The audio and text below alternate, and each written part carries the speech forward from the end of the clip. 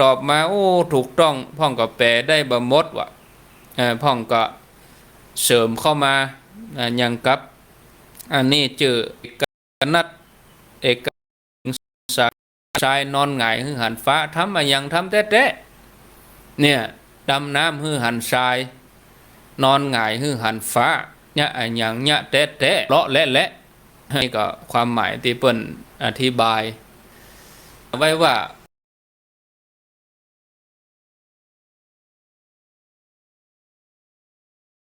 พ่องอยู่ตังลุ่มให้พ่องอยู่ตังบนไข้หัวนอนสูงหรือนอนคว่ำนอนต่ำหรือนอนหงายมีความหมายว่าจะได้กำเดียวอธิบายความหมายตัวนี้แล้วก็มาอู้ธรรมะกันอู้ธรรมะแล้วอันที่สองก็มาว่าในใต้รายการตืดกระแสแพหูตวานลานพนมทมสมุทรคุดธรณีควีสมณะอันนี้เขาก็ไปว่ากันเต็มตอนเนาะเอาเป็นตอนพ่องอยู่ตังลุ่มให้พ่องอยู่ตังบนไข้หัวหมายถึงจะได้หมายถึงเวลาเขาทำอะไรอย่างก็ตามนะญาติโยมพ่องก็ยินดีพ่องก็ยินดีอนุโมทนาพ่องก็รอที่จะซ้ำเติมอยู่ตังลุ่มให้บางคนก็หันใจพ่องอยู่ตังลุ่มให้คือคนที่อยู่ต่ำกว่าเฮาเปิ้นก็มีความหันอกหันใจมีความอินดูอย่างเวลาเขาหันข่าวตามสื่อทีวีเปิ้นเอาข่าวอันอย่างออกมาพ่องก็มาอินดูเฮ็ดเด้อเนี่ยอินดูว่าข่าวออกมาอย่างมาอินดูเนาะแต่บางคนก็ว่าฮือซ้ำเติมเนี่ยหัวเราะเยาะเย้ยอย่างนี้เป็นต้นพ่องอยู่ตังลุ่มให้พ่องอยู่ตังบนไข้หัวก็มีหลายข่าวลุกออกมาเนาะข่าวตีออกมาหลายข่าวเวลามีข่าวอันอย่างออกมาเขาก็จะหันมีเสียงวิจารณ์อยู่สองหมู่สองฝ่ายสองฝ่ายพ่องอยู่ตังลุ่มให้ก็คือหันใจอินดูเอาใจเปิ้นมาใส่ใจตัวอินดูเปิ้นหน้าอินดูเป็นดีอินดูเปิ้นเนี่ยอันเนี้ยพ่องก็อยู่ตังลุ่มให้คือหันใจพ่องอยู่ตังบนไข้หัวก็คือเยาะเย้ยสมเพศเวทนาถากถางดูหมิ่นเนี่ยก็ยังหลายข่าวหลายกรณีที่ออกมาแต่เฮาทั้งหลายในฐานะที่เฮาพัฒนาจิตใจเฮาขึ้นมาแล้วเฮาพอก่อนพิจารณาก่อนอยู่กลางๆจะไปฝั่งดีฝั่งร้ายตัวกระแสข่าวเตื้อพอก่อนพิจารณาอันนี้ถึงว่าจะเป็นเจ้าพูดติดแต่ใจว่ามีญาติโยมแต่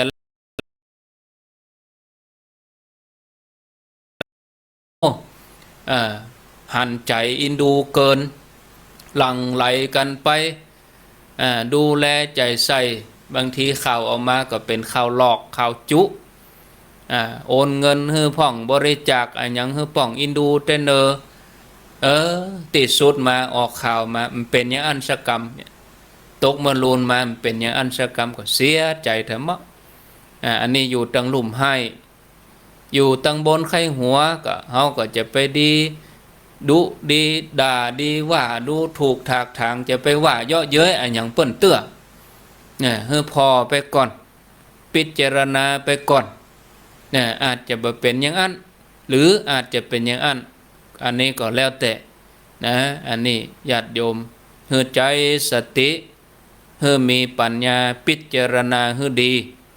อันเนี้ยแล้วนอนสูงเฮอนอนคว่ำนอนต่ำเฮอนอนหงายอันนี้ท่านที่ฟังรายการเป็นประจำยัง104.5นี่ถ้าญาติโยมติดตามท่านพระครูวิสิตศิรพรเปิ้นก็จังอู้อยู่บ่อยๆเปิ้นจังอู้เป็นประจำแล้วเปิ้นก็จังย้ำในรายการว่ากำบักเก่าว่านอนสูงเฮอนอนคว่ำนอนต่ำเฮอนอนหงาย นอนสูงหรือนอนคว่ำคือหมายความว่าเฮาที่มีฐานะดีเฮาก็พอคนทุกข์คนยากอย่างบัดเดียวนี่เปิ้นเฮือแปลงตู้ปันสุขตู้ปันสุขก็คือพอคนที่ลำบากกว่าเฮาเป็นผู้บังคับบัญชาเป็นหัวหน้างานเป็นคนที่มีตำแหน่งใหญ่สูงอย่างใดก็พอลูกน้องดูแลบริวารเป็นผู้จัดการก็ดูแลบริวารลูกน้องให้ดีดูแลใจใส่ถามสารทุกข์สุขดิบดูแลอันนี้คือนอนสูงคือนอนคว่ำพอคนที่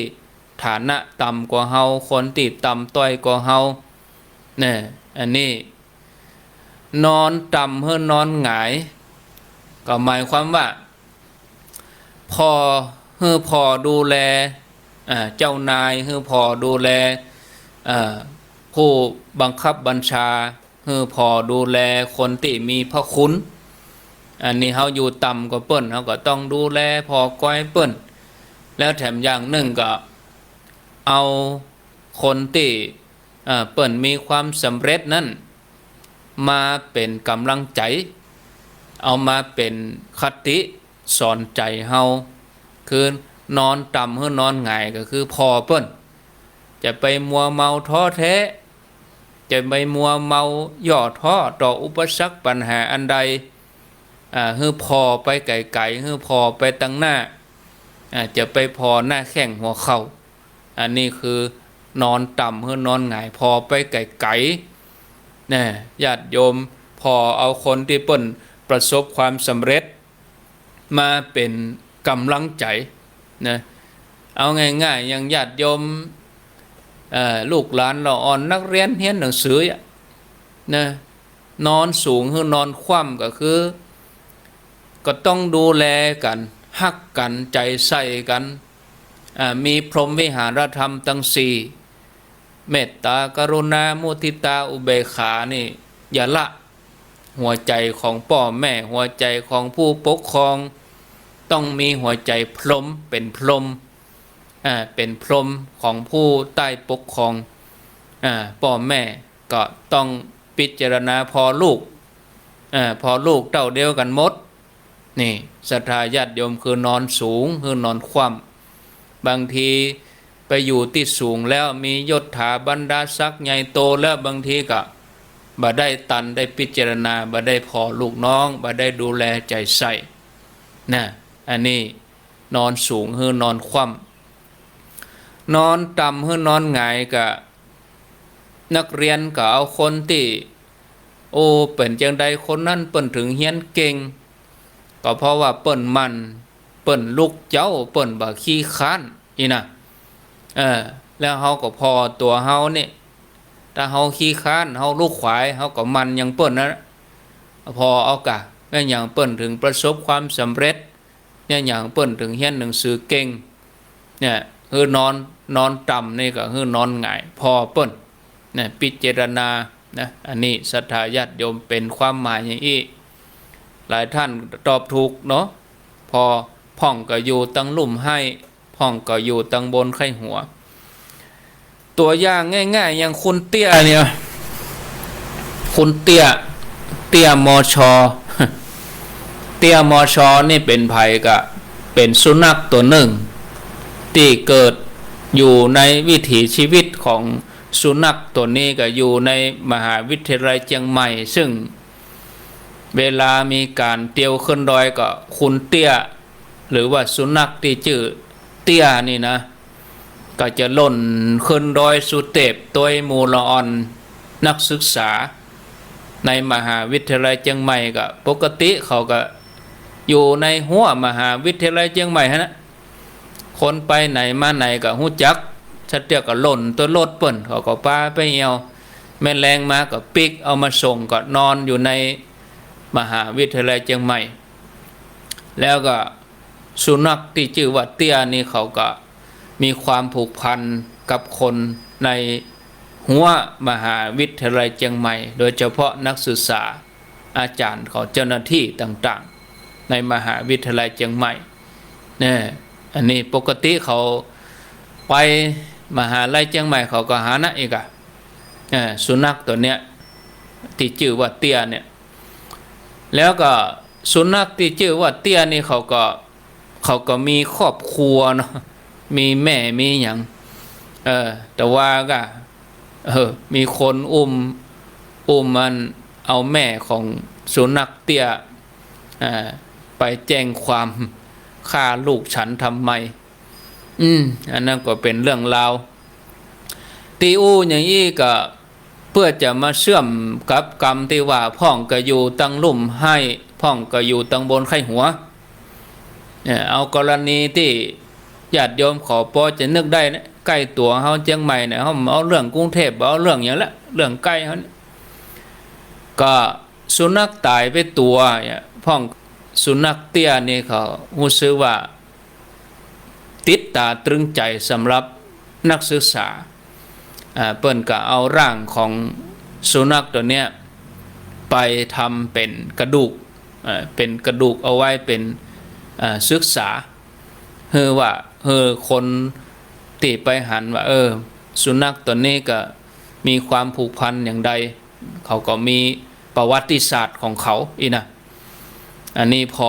อยู่พ่องก็อยู่ตั้งลุ่มให้พ่องอยู่ตั้งบนไข้หัวก็เยอะเย้ยเลย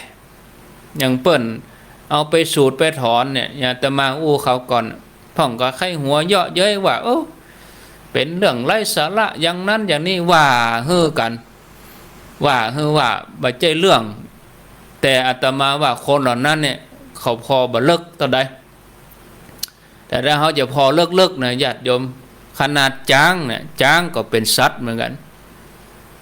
จ้างเวลาจ้างตายหรือว่าจ้างล้มเพิ่นก็ยังเอาบังสกุลเพิ่นก็ยังทำพิธีสวดอย่างเหมือนเขากับญาติโยมเขาแล้วละอ่อนเขาฮักของเขาเขามีความผูกพันของเขาเนาะคนเฮาเวลาฮ้อนมาเขาก็เอาเข้าห่มก่อนกะเดี๋ยวนี้มันฮ้อนลูกมันฮ้อนก็กุศโลบายก็เนี่ยได้เขาไปก็ไปไม่ใช่ว่ามันบ่มีในปักกระตือนไผว่าสักเตื้อมันบ่มีไผญะอย่างอีเขาจะฟังฮักจะไปฟังฮักดามพาโดยเขาเถื่อจะไปว่าบ่มีบ้านบ่มีเมืองไหนไผจะมาเนี่ยจะไปว่าเตื้อ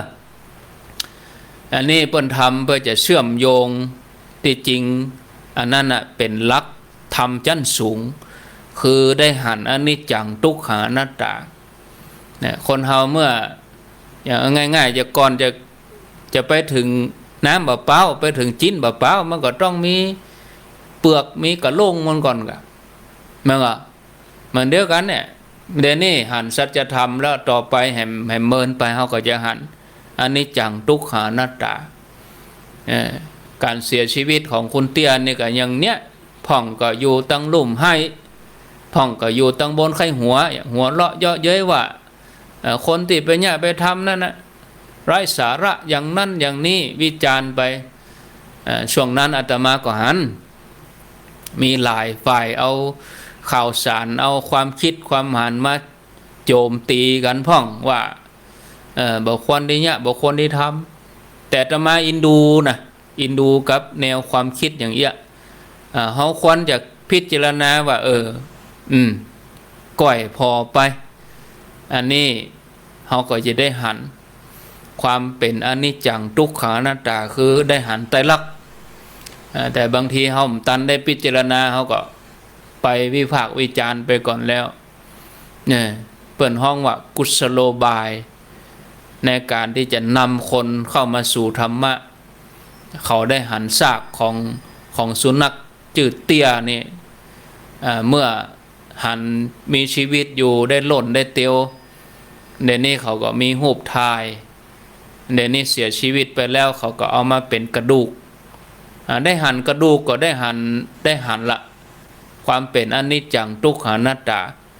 เกิดขึ้นตั้งอยู่ดับไปสภาวะอารมณ์นั้นก็คลายไปคลายไปนะอันนี้ส่วนเรื่องต่างบ้านเมืองเรื่องกฎหมายเรื่องอะไรอย่างนั้นก็ว่ากันไปแต่เฮาอู้ถึงเรื่องธรรมะนะเนาะอู้ถึงเรื่องธรรมะคนอยากกินข้าวเขาก็เอาข้าวให้กินก่อนนะเหมือนเดียวกันเรานักเรียนนักศึกษาตอนนั้นเขาฮ้อนหายหรอเขาเดือดกัน เขาผูกพันนะเขาว่าสุนัขนี่ตายตอนนี้เขาก็ต้องไปสูดไปถอนก็ไปมีปัญหาอย่างมีปัญหาอย่างลูกอาตมาว่านะชีวิตก็คือชีวิตอ่ะชีวิตหนึ่งอ่ะมันก็คนเฮาก็เหมือนกันก็ชีวิตหนึ่งคนเฮาก็เป็นสัตว์หนึ่งในโลกนี้แต่บางคนนี่อัตตาเกินจะเป็นจะตายขึ้นได้เวลาเปิ้นไปสวดถอนวิญญาณของ ของอันสุนัขเตี้ยเนี่ยบางคนนี่จะเอาเป็นเอาตายนะอาตมาว่าเป็นดีอินดูกันคนเฮาถ้าเอาใจเปิ้นไม่ใส่ใจตัวเฮาก็จะเข้าใจมีปัญหาเปิ้นทำไปมันก็แล้วไปฮะนักศึกษาที่เขาไปเนี่ยไปทำก็เหมือนโยงออกไปคือเป่งเลยอ่ะสว่างเลยอ่ะสว่างใจแล้วอ่ะโล่งใจของเขาอ่ะกำอันก็ขำใจอยู่หั่นน่ะขำใจอยู่หั่นน่ะอันเขาก็จะมันบ่สามารถจะไปดับความสลดใจของเขาได้หรอกจะไม่เนี่ยได้เขามาเปิ่งพระเปิ่งเจ้าก็ไปทำก็มีปัญหาอย่างอาตมาว่าเมื่อโลกสมมุติเฮาสมมุติบัญญัติก็ต้องแก้โดยสมมุติบัญญัตินั่นแหละเขาจะไปเอาปรมัตถ์มาอย่างเมื่อเปิ้นสมมุติบัญญัติเขาก็สมมุติบัญญัติก็ทำแก้ตรงนั้นก่อนดับฮ้อนก่อนเดี๋ยวนี้เย็นละนักศึกษาเขาก็โล่งละโล่งมันโล่งโซ่นะมันบอกบ่ถูกอ่ะเนี่ยอันเนี้ยญาติโยมเอาข่าวของคุณเตี้ยเนี่ยเนาะสดร้อนเนี่ยพ่องอยู่ตั้งลุ่มให้พ่องอยู่ตั้งบนไข้หัวนี่นะอันนี้ก็ฝากศรัทธาญาติโยมท่านทั้งหลายไว้เป็นยังได้พ่องเนาะเรื่องราวที่ปริศนาไปก็มีท่านที่เข้ามาก็มีสุภักดิ์แสนติบอันนี้อยู่แม่กาไซมูลนง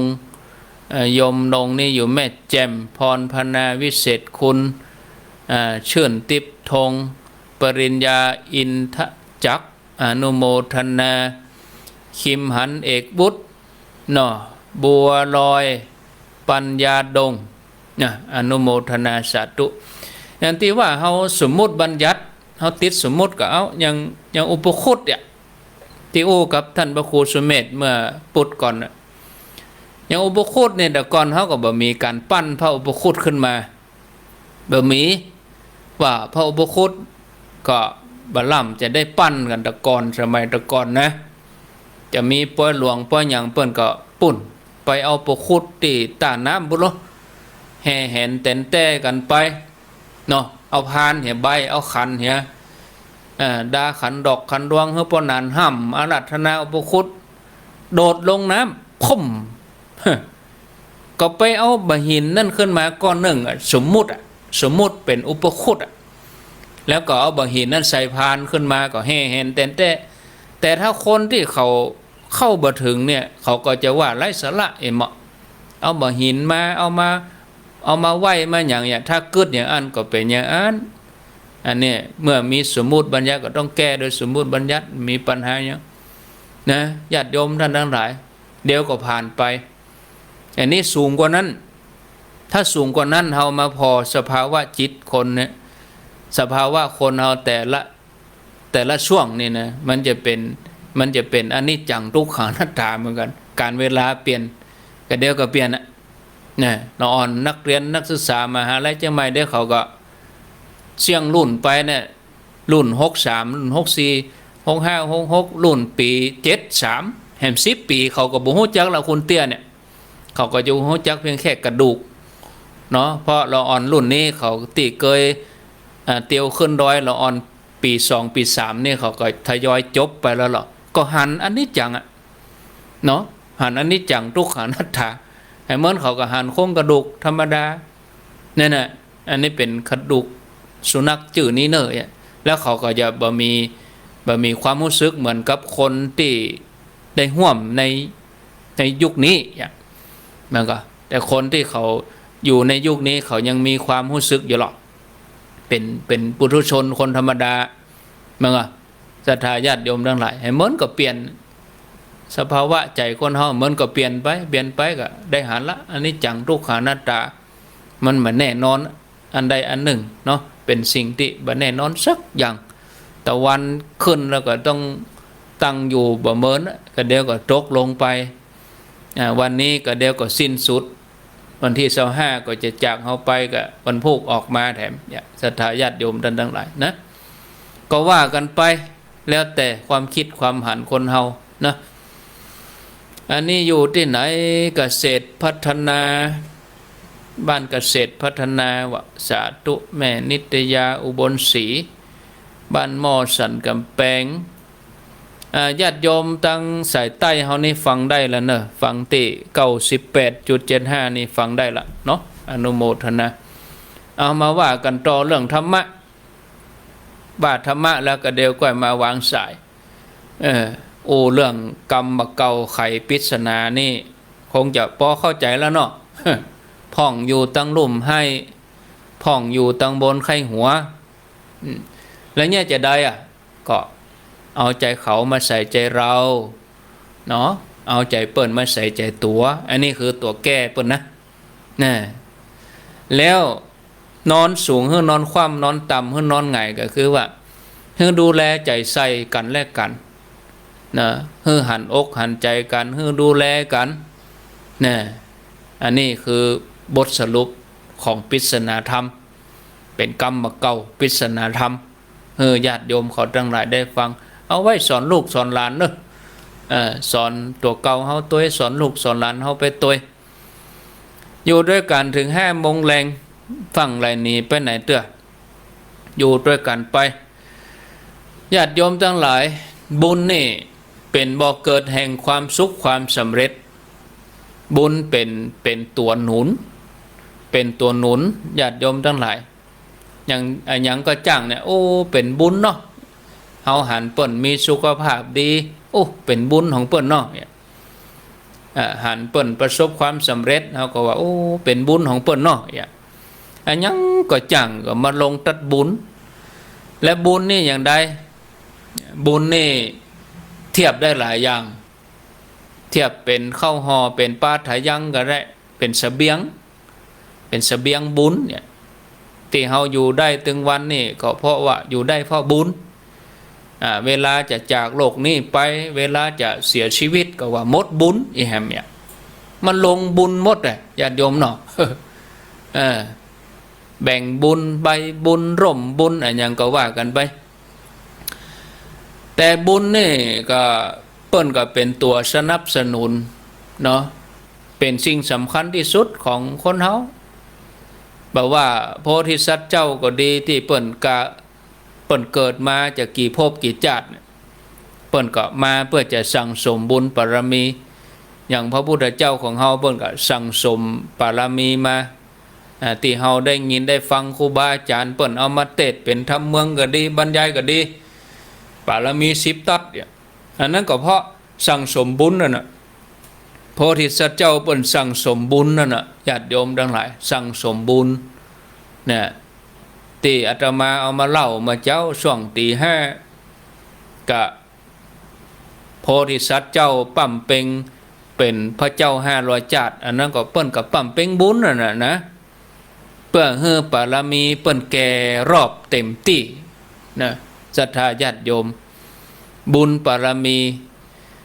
จากธรรมดาก็อุปปารมีปารมัตถบารมีเมื่อบุญบารมีเต็มเปี่ยมแล้วก็กำนันเปิ้นก็บรรลุธรรมเป็นพระสัมมาสัมพุทธเจ้านะศรัทธาญาติโยมท่านทั้งหลายอย่างบุญที่เฮาทำกันโดยศรัทธาญาติโยมทั่วไปก็อย่างเฮาเข้าใจกันก็บุญกิริยาวัตถุ3อันนี้ก็พอจะจำกันได้หมดแล้วบุญกิริยาวัตถุ10ญาติโยมเขาก็ได้ฟังในวิทยุนี้แล้วโดยญาติโยมก็เลือกเอาเนาะแต่ละอย่างถึงบุญกิริยาวัตถุถึง10เนี่ยเฮาเลือกเอากะว่าเฮามีกี่ข้อเฮาทำไปแล้วกี่อย่างน้อยอาตมาก็เชื่อมั่นว่าญาติโยมที่ฟังรายการเนี่ยญาติโยมทำเกิน5 ข้อนี่แล้วเนาะในจำนวน10นี่นะบุญกิริยาวัตถุ10หรือว่าปารมีถึง10เนี่ยนะ เอาอย่างง่ายๆอย่างวันศีลเนี่ยเขาก็ได้เนกขมะให้เรารู้นุ่งขาวห่มขาวปฏิบัติเนาะได้อะไรอย่างจะได้สัจจะก็ได้เนาะสัจจะปรมีว่าข้าพเจ้าจะนุ่งขาวตลอดวันคืนจะถืออุโบสถศีลนี่ก็ได้อย่างติจวนญาติโยมเขาทำนะอย่างเขาตั้งหลายทำบุญนี่เขาก็คือว่าเป็นการฮื้อตานเนาะใส่บาตรทำบุญตานขันเข้าอันอย่างทั่วไปเป็นอามิตรเป็นสิ่งของแต่ที่สูงสุดไปกว่านั้นก็คือการได้ปฏิบัติเพื่อปูจาเป็นบุญ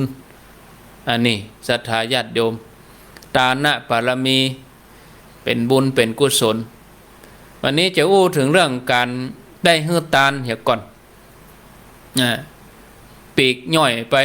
แตกแขนงออกไปเป็นอย่างใดเฮาก็ลองมาฟังกันเฮาตั้งหลายปั่มเป่งตานะปารมีก็คือปั่มเป่งปารมีด้วยการฮื้อตานเนาะตื่นเจ้าขึ้นมาก็บางท่านโอ้ลูกมาก็ได้บุญละท่านนะเฮาก็มีกำอูเป็นตานมีจิตใจเป็นตานเอาแห้งเป็นตานเสียสละบาจิแห้งมีกำอูเป็นตานก็จวนคนอื่นเปิ่นได้มาทำบุญจวนคนอื่นเปิ่นปฏิบัติความดีมีกำอูเป็นตานมีกำอูกำจามีกำปากเป็นตานเอาแห้งเป็นตานเปิ่นมีการมีงานอย่างว่าการวัดการว่าการบ้านการจ้องหงห่ำมงเฮียนเสียสละบา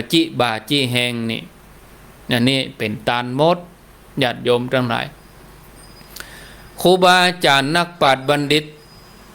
ที่เปิ้นมีความสำเร็จในชีวิตเปิ้นก็อาศัยฐานคือการตานเนี่ยนะคือตานะปารมีเนี่ยศรัทธาญาติโยมก็จะเล่าเรื่องให้ฟังเนาะ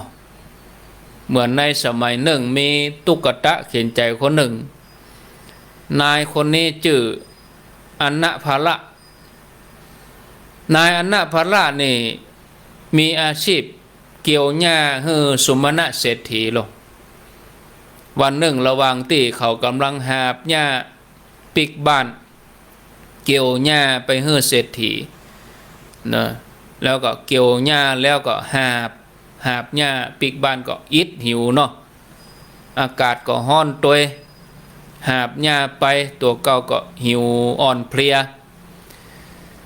นายอันนะภาระนี่ได้หันใส่พระปัจเจกพุทธเจ้าบิณฑบาตผ่านมาอันนี้ถ้าจะออกบ้านตั้งแต่เจ้ามืดไปเกี่ยวหญ้าไปเกี่ยวเจ้ามืดแล้วก็มาง่ายสักน้อยขวายสักน้อยก็จะไปกินเข้าบ้านอีกตอนปิกบ้านก็หาบหญ้ามาก็มาหันใส่พระปัจเจกพุทธเจ้าเปิ้นมาบิณฑบาตโอ้ก็เกิดกุศลเจตนาเนาะใครทำบุญก็เลยที่หาบนั่นก็เป็นหญ้าก็เอาวางลงแล้วก็ขึ้นไปบ้านเพื่อจะไปเสาะอาหารมาใส่บาตรพระอันนี้เขาก็ตุกศรัทธาญาติโยมนะถึงแม้จะจนทรัพย์แต่ไม่จนปัญญาเนาะยากจนแต่บ่จนปัญญาเขาก็สอนตัวเก่าว่าบางวันเฮาใครทำบุญเนาะ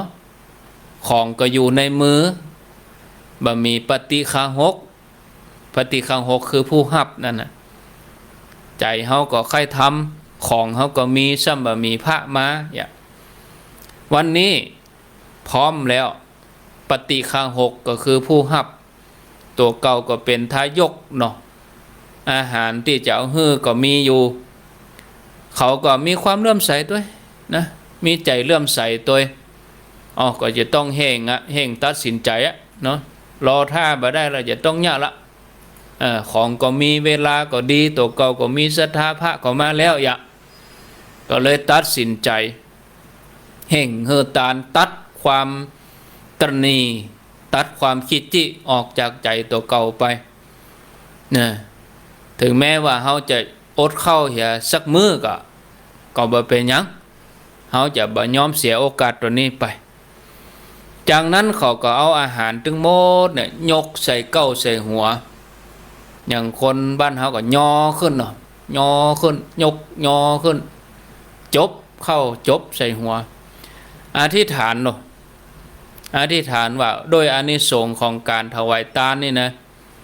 ความบะมีอย่าได้มีแก่ข้าพเจ้าเลย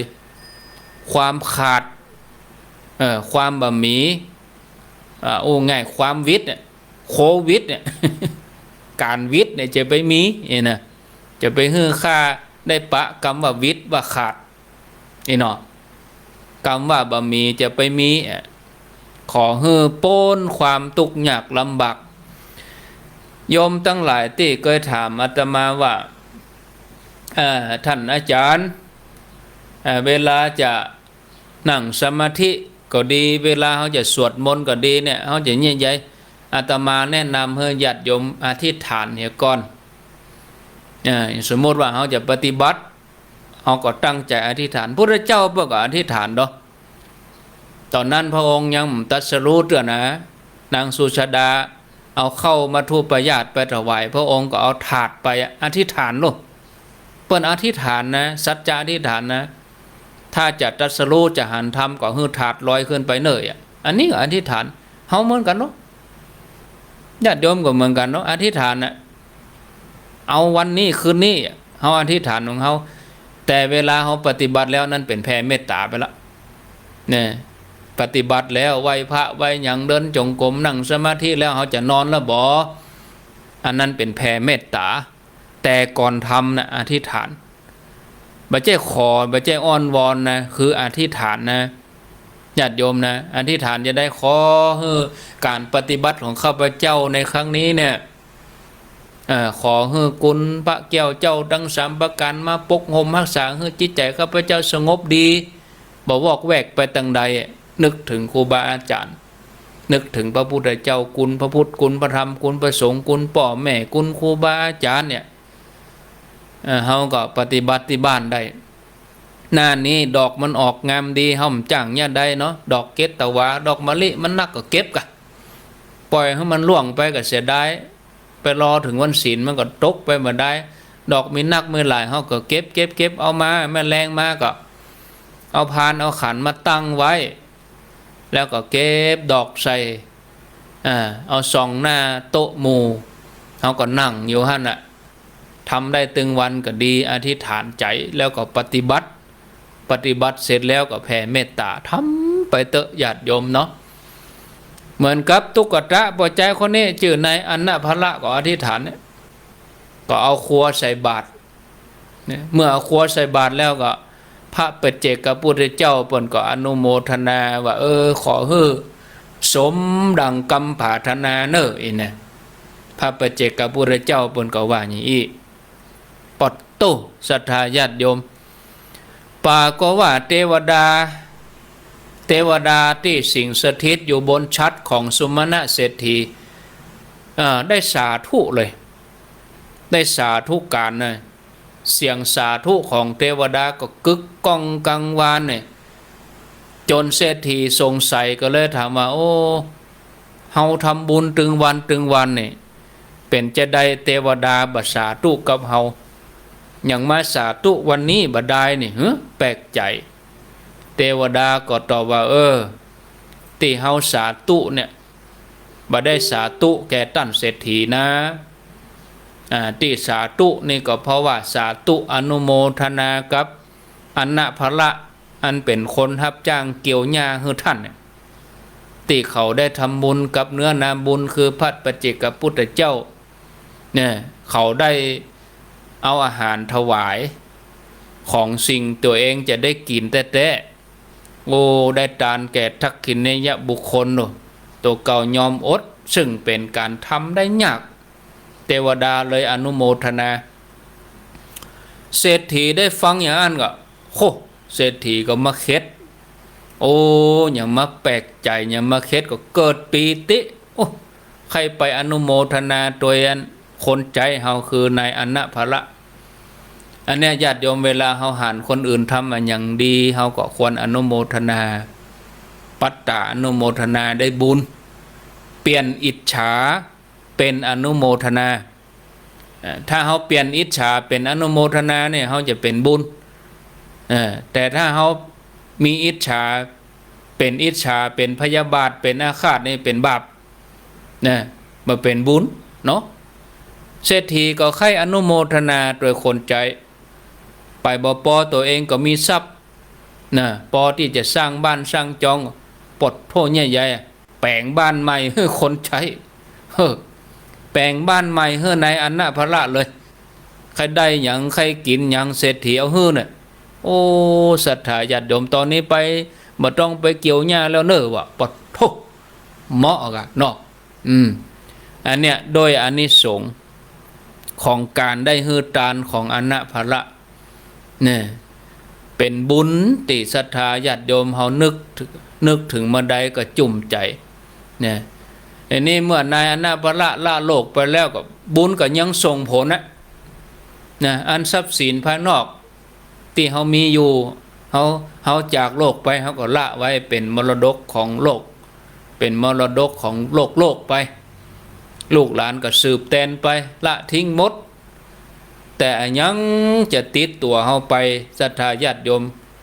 ก็มีเพียงแต่บุญต่ออันติดตัวเฮาไป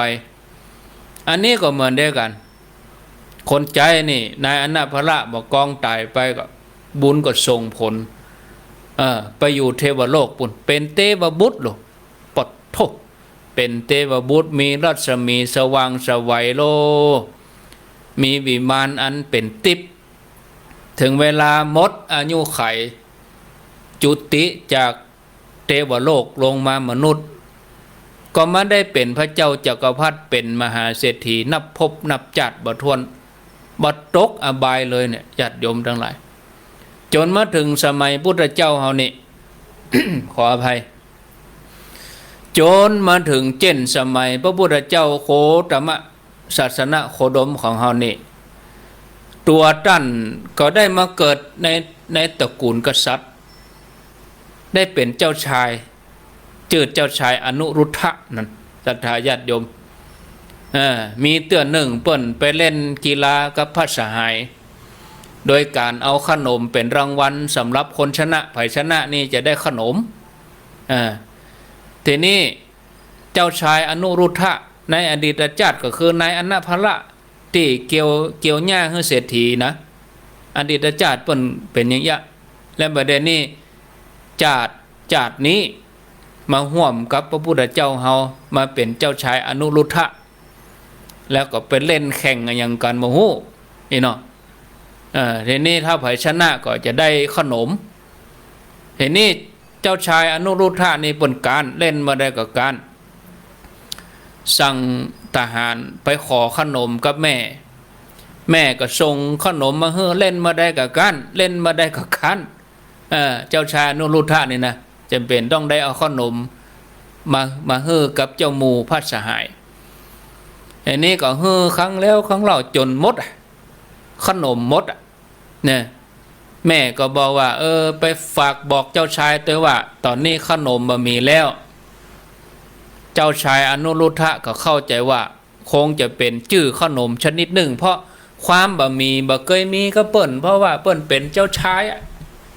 เป็นลูกเจ้าฟ้ามหากษัตริย์บะมีไปได้จะได้ต้องมีกะอย่างเนาะทีนี้แม่พระมารดาก็บอกมหาเลขว่าไปบอกเจ้าชายกำเนิดหมดแล้วขนมบะมีแล้วเนี่ยศรัทธาญาติโยมเนี่ยเจ้าชายก็เข้าใจว่าคงเป็นชื่อขนมชนิดหนึ่งก็เลยเฮ้มหาเลขไปเอาขนมบะหมี่นะมา ก็บะหมี่แล้วนะพระองค์เอาบะหมี่นะก็เอาอันบะหมี่นะก็มาอีนะ ทีนี้ก็พระมารดาเกิดว่าลูกของเฮาบ่เคยได้ยินคำว่าบะหมี่เพราะตั้งแต่เกิดมาข้าได้อย่างได้หมดกูอย่างแม่ก็ต้องการจะสอนลูกให้รู้จักคำว่าบะหมี่ก็เลยเอาถาดบดายถาดเป่าโคกลกแล้วก็เอาฝาครอบอย่างฝาจีเนี่ยเนาะเอาฝาจีควบไปเนี่ยอันนี้คือขนมบะหมี่เนอะแต่เนื่องจากว่าเจ้าชายอนุรุทธะนี่นะญาติโยม เปิ่นสั่งสมบุญปารมีมันนักเทวดาก็อยู่บ่ได้เลยเนาะเทวดาก็เลยเนรมิตขนมขนมติ๊บนี่นะเต็มถาดหอศรัทธาญาติโยมโอ้บอกกองเจ้าชายอนุรุทธะเปิดถาดออกมากลิ่นขนมนั้นหอมตลบอบอวนเลยโอ้อันนี้ก็ทำให้บรรดาพระสหายเจ้าชายจักรยะได้ริมรสขนมอันเป็นติ๊บโอ้ปอดโตติดใจขนมบะหมี่นี่แหละขนมที่ชื่อบะหมี่เนี่ยเจ้าชายอนุรุทธะก็เลยขอร้องแม่บอกว่าแม่ส่งขนมบะหมี่เอามาให้กำเอาขนมบะหมี่นั่นหน่อยแม่ก็เข้าใจทันทีว่าโอ้ลูกของเฮานี่มีบุญนักแต่ลูกขนาดเทวดาเปิ้นยังมาช่วยมาเสกขนมเฮาเอาถาดเป่าเอาไปฮื้อใครฮื้อฮู้ใครฮื้อลูกฮู้ว่าบะหมี่เป็นอย่างใดแต่ที่ไหนได้เทวดาเสกขนมบะหมี่เข้าใส่เป็นขนมติ๊บเนี่ยศรัทธาญาติโยมทั้งหลายตั้งแต่นั้นมาเจ้าชายนุรุทธะก็ได้เสวยขนมอันเป็นติ๊บที่เข้าใจว่าขนมชื่อว่าบะหมี่เนี่ยนะโดยที่พระองค์บอกฮู้ว่าเทวดาเนรมิตฮื้อต่อมาเมื่อถึงเวลาออกบวชโดยบุญกุศลที่เปิ้นสั่งสมมาก็ส่งผลให้เปิ้นได้บรรลุธรรมเป็นอรหันต์ง่ายเนาะแล้วก็เป็นเอตทัคคะนะญาติโยมทิพยจักษุนะเป็นผู้เลิศด้านตาทิพมีตาทิพนะท่านผู้ฟังญาติโยมได้ฟังแล้วญาติโยมจะหันว่ากลัวชีวิตเขาจะมาถึงจุดนี้ทุกคนเนาะบางท่านก็อายุแตกต่างกันไปผ่านเรื่องราวอันอย่างมานักมากมายกลัวชีวิตเขาจะมาถึงจุดนี้ได้เนี่ยศรัทธาญาติโยมว่าถ้าบ่ใจบุญก็จะเป็นอันหยังมันก็คนที่เปิ้นจากโลกเฮาไปก่อนก็เปิ้นก็หมดบุญของเปิ้นห่อเข้าเปิ้นเสี่ยงละห่อเข้าเปิ้นหมดตึกตะอันละพ่องก็หมดกลางตางไอ้เฮาทั้งหลายนี่เฮายังมีอยู่เฮายังมีบุญอยู่เฮาก็ต้องสั่งสมไปสุโข